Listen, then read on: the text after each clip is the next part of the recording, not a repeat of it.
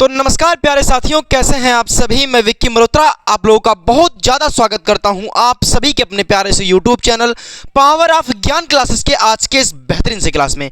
तो साथियों देखिए, मैं आपके लिए एक ऐसी वीडियो लेकर के आया हूं जो क्वेश्चन भाई ये हमारे बोर्ड पेपर के लिए बहुत ही ज़्यादा इंपॉर्टेंट है, क्योंकि ये हमारे प्रीवियस ईयर क्वेश्चन पेपर में लगातार पूछा जा चुका है कि निषेचन किसे कहते हैं और निषेचन करने की क्रियाविधि को बताइए। मतलब निषेचन किस तरीके से होता है ये हमें डिटेल में लिख करके बताइए। ये हमारे बोर्ड पेपर में बहुत बार पूछा जा चुका है और ये हमारे बोर्ड 2026 के लिए बहुत ज़्यादा इंपॉर्टेंट है।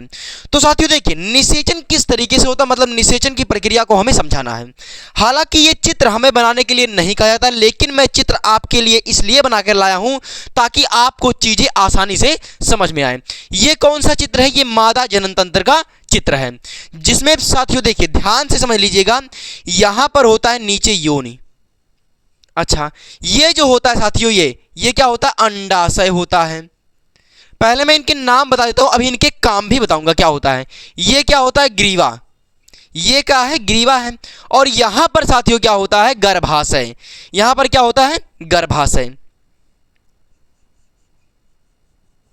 गर्भाशय। अच्छा, यहां पर ये क्या है? ये साथियों फैलोपियन ट्यूब है, या फिर इसको हम अंडवाहिका भी कहते हैं। हालांकि ये फैलोपियन ट्यूब के नाम से फेमस है, लेकिन इसको हम कभी कभी अंडवाहिका भी कहते हैं।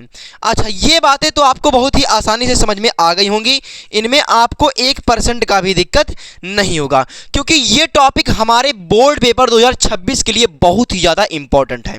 बताइए, क्या आपको इनके नाम समझ में आए? अगर इनका नाम समझ में आया तभी इनका काम भी समझ में आएगा। अच्छा भाई, पहले बताइए कि मैं इनको पढ़ करके साथ ही साथ बताता हुआ चलूँ ताकि आपको 1% का भी दिक्कत ना हो। अच्छा, यहां पर क्या कहा गया है? देखिए, हमें जो लिखना है वो मैं साथ ही साथ बताते हुए और ये चित्र से समझाते हुए चल रहा हूं ताकि आपको हर एक चीज आसानी से समझ में आए। हालांकि ये चित्र बहुत ही ज्यादा इंपॉर्टेंट है। इस चित्र को जिसने समझ लिया वो मादा जनन तंत्र के बारे में हर एक टॉपिक समझ लेगा, क्योंकि ये बहुत ही ज़्यादा इंपॉर्टेंट है और ऐसा कोई वर्ष नहीं गया जिस वर्ष में इस टॉपिक से हमारे बोर्ड पेपर में प्रश्न ना बने हों, क्योंकि ये एक ऐसा टॉपिक है जिससे हर वर्ष में पूछा जाता है। अच्छा भाई, इसको हम देखते हैं क्या है। यह क्रिया जो होती है वो अंडवाहिनियों में होती है। अच्छा भाई, निषेचन की जो प्रक्रिया होती है वो कहां पर होती है? अंडवाहिनी में होती है। अच्छा, अंडवाहिनी कहां है? यहां पर निषेचन की प्रक्रिया होती है। अच्छा, निषेचन की प्रक्रिया कैसे होती है भाई? देखिए, यहां पर क्या होगा? यहां पर मैथुनांग, यहां पर कहा गया देखिए, यानी मैथुन या सेक्स की प्रक्रिया के बाद जो होता है वो शुक्राणु योनि मार्ग में क्या होता है? स्थापित हो जाता है। मतलब यहां पर क्या होगा? यहां पर सेक्सुअल रिप्रोडक्शन होगा। मतलब मैथुनांग, मतलब मैथुन की क्रिया के बाद जो होगा यहां से शुक्राणु ऐसे ऐसे ऐसे ऐसे जाएंगे और यहां पर जो होगा वो अंडवाहिका से यहां पर एक अंड जो होगा परिपक्वन होकर के निकलेगा। और यहां पर जब अंडाणु और शुक्राणु का आपस में क्या होगा? फ्यूजन होगा, तो यहां पर क्या होगा? युग्मनज का निर्माण होगा। क्या होगा? युग्मनज का निर्माण होगा। ध्यान से समझिएगा साथियों, क्योंकि ये बहुत ही ज्यादा इंपॉर्टेंट है। मैंने क्या बताया?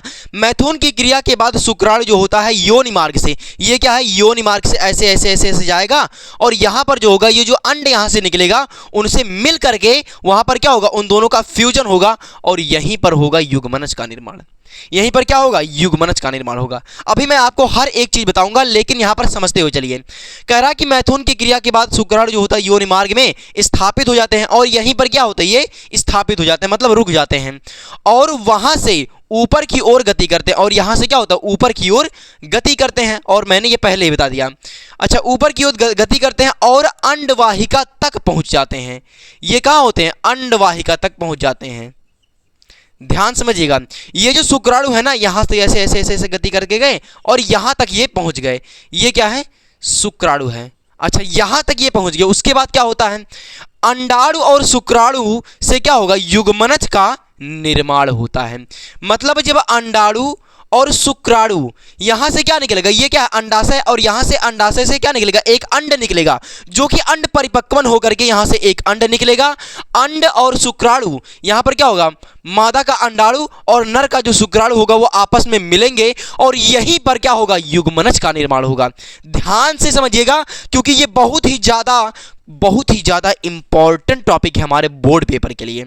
अच्छा, मैंने क्या बताया, अंडाणु और शुक्राणु से क्या होगा, युग्मनज का निर्माण होगा। कैसे निर्माण होगा, जब अंडाणु और शुक्राणु आपस में मिलेंगे, क्या होगा, शुक्राणु आपस में मिलेंगे तो यहां पर क्या होगा, युग्मनज का निर्माण होगा। क्या होगा, युग्मनज का निर्माण होगा। मैंने केवल यही बताया कि जब अंडाणु और शुक्राणु आपस में मिलेंगे तो उनसे युग्मनज का निर्माण होगा। ध्यान से समझिएगा, फिर से एक बार बता दे रहा हूं। देखिए यहां पर कहा गया यह क्रिया अंडवाहिनी में होती है, अंडवाहिनी में यहीं पर यह क्रिया होती है। कौन सी क्रिया, निषेचन की प्रक्रिया अंडवाहिनी में होती है। और हमारे अगर बोर्ड पेपर में बहुविकल्पी प्रश्न पूछ ले कि निषेचन की प्रक्रिया जो होती है मादा जनन तंत्र के किस भाग में होती है, ये भी क्वेश्चन पूछा जा सकता है ना। तो यहां से आपका एक बहुविकल्पी प्रश्न भी क्लियर हो गया। अगर ऐसा पूछ ले कि जो निषेचन की प्रक्रिया होती है वो मादा जनन तंत्र के किस भाग में होती है, तो वहां पर लिखिएगा अंडवाहिनी। अंडवाहिनी में निषेचन की प्रक्रिया होती है, वो भी मादा जनन तंत्र में। अच्छा, मैंने ये बता दिया कि यहां से देखिए मैथुन की क्रिया के बाद जो शुक्राणु होगा वो गर्भाशय से होता हुआ कहां जाता है, गर्भाशय से होता हुआ अंडवाहिका तक जाता है। अच्छा, अंडवाहिका तक जाता है और यहां पर अंडाशय से जो होगा वो क्या निकलते हैं, अंडाशय से अंडाणु निकलते हैं। अच्छा, यहां से अंडाणु निकलते हैं और अंडाणु का और शुक्राणु का आपस में मिलते हैं और मिलने के बाद युग्मनज का निर्माण होता है। बताइए इतनी बातें क्लियर है या नहीं, इतनी बातें तो आपको क्लियर हो गई होंगी। अच्छा, इस क्रिया में जो होता है नर युग्मक का केवल और केवल केंद्रक भाग लेता है। ध्यान से समझिएगा, यहां पर समझने वाली बात है। निषेचन की प्रक्रिया में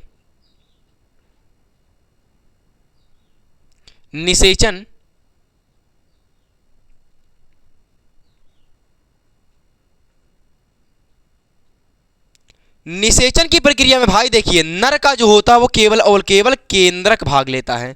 क्या भाग लेता है, केंद्रक भाग लेता है। मतलब अगर निषेचन की प्रक्रिया होगी, मतलब यहां पर देखिए इस क्रिया में नर युग्मक का केवल और केवल केंद्रक भाग लेता है। किस भाग में, देखिए अंडाणु और शुक्राणु में युग्मनज का जब निर्माण होगा तो उस क्रिया में नर का यानी पुरुष का क्या होगा, केवल और केवल केंद्रक ही भाग लेगा, मतलब उनमें शुक्राणु ही मिलेंगे।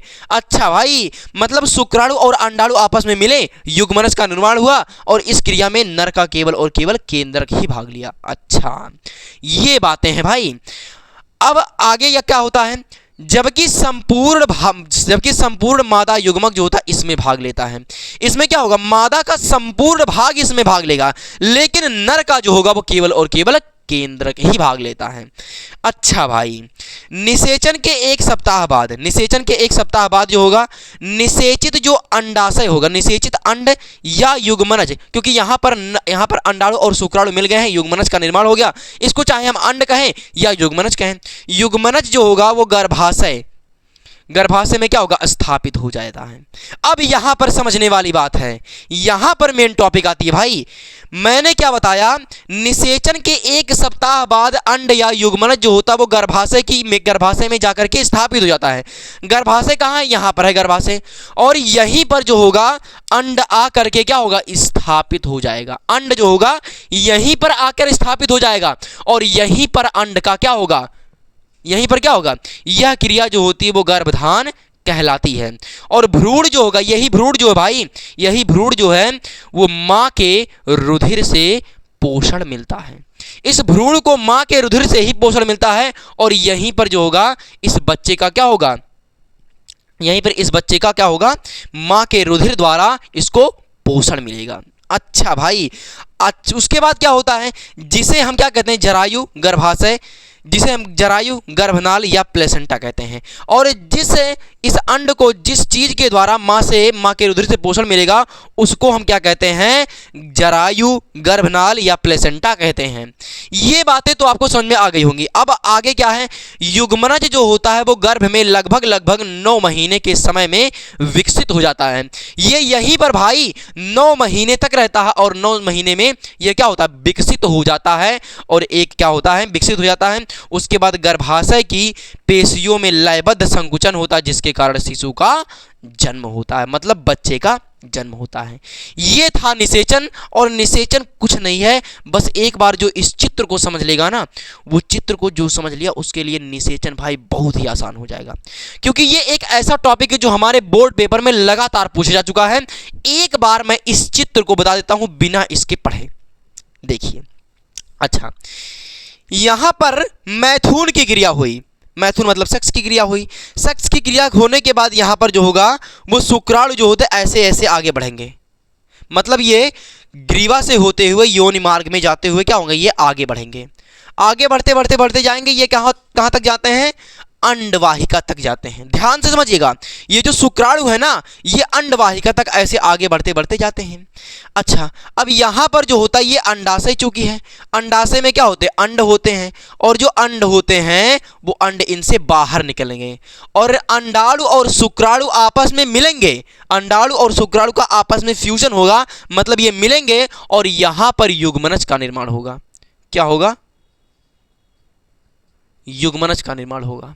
अच्छा, युग्मनज का निर्माण होने के बाद भाई ये क्या हो जाएगा, एक अंड में परिवर्तित हो जाएगा। यहीं पर मैंने बताया कि देखिए, यहां पर मैंने ये बताया कि अंडाणु और शुक्राणु आपस में क्या होता है, युग्मनज का निर्माण होता है, और इस क्रिया में नर युग्मक का केवल और केवल केंद्रक ही भाग लेता है, जबकि मादा का जो होता है वो संपूर्ण भाग इनमें लेता है।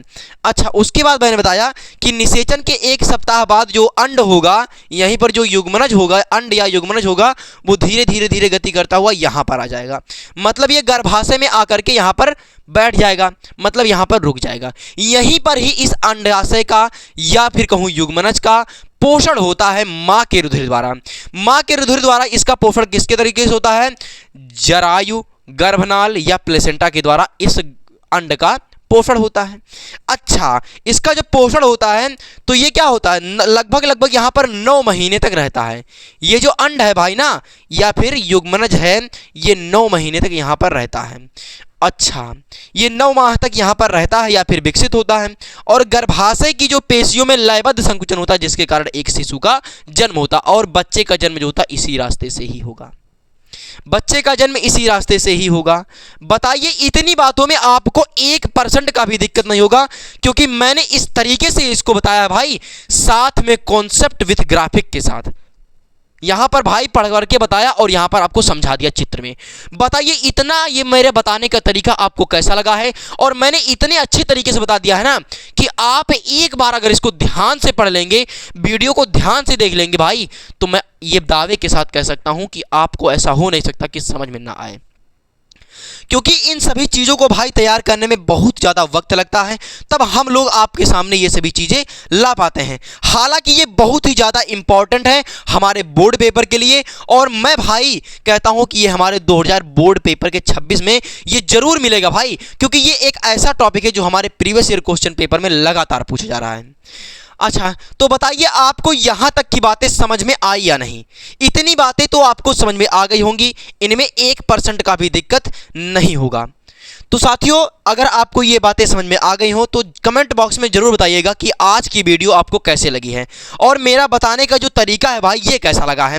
तो साथियों, आज की क्लास को यहीं तक रखते हैं। अगर आपको ये वीडियो अच्छी लगी हो तो इस वीडियो को एक लाइक जरूर कर दीजिएगा, और जो बच्चे चैनल पर नए हैं वो चैनल को जरूर सब्सक्राइब कर लीजिएगा, क्योंकि इस चैनल पर हिंदी, इंग्लिश, गणित और विज्ञान की क्लासेस प्रॉपर तरीके से चलती हैं। तो साथियों, मिलते हैं किसी एक और वीडियो के साथ जो हमारे बोर्ड पेपर में पक्का वो क्वेश्चन पूछा जाएगा।